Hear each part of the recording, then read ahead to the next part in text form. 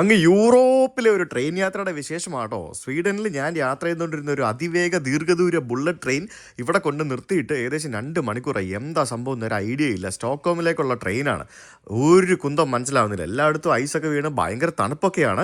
പക്ഷേ എന്താ സംഭവം എന്ന് ഒരു കുന്തം മനസ്സിലാവുന്നില്ല. അങ്ങനെ ട്രെയിനിൽ അങ്ങോട്ടും ഇങ്ങോട്ടും വായി നോക്കി ഇരിക്കുമ്പോഴത്തേക്കും ഒരു അനൗൺസ്മെന്റ് വന്നു.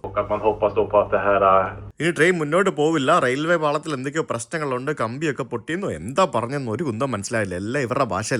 അങ്ങനെ അവസാനം ട്രെയിൻ ഇരുന്ന് മടുത്തിട്ട് ആൾക്കാരെല്ലാം കൂടെ പുറത്തേക്ക് ഇറങ്ങി. അപ്പോൾ വീണ്ടും അനൗൺസ്മെന്റ്, എല്ലാവരും പുറത്തേക്ക് വാ, ഞങ്ങൾ നിങ്ങൾക്ക് ടാക്സി അറേഞ്ച് ചെയ്ത് തരാം, നമുക്ക് ടാക്സി കയറി പോവാന്ന്. അങ്ങനെ അവിടെ നിന്ന കുറച്ച് ആൾക്കാരെ ടാക്സി കയറ്റി വിട്ടു. ഒരു 5 ടാക്സികൾ വന്നായിരുന്നു. ഈ 5 ടാക്സികളിലായിട്ട് ഏകദേശം ഒരു 20 ആൾക്കാർ ഈ പോകുന്ന ലീഡ് കയറ്റി വിട്ടു.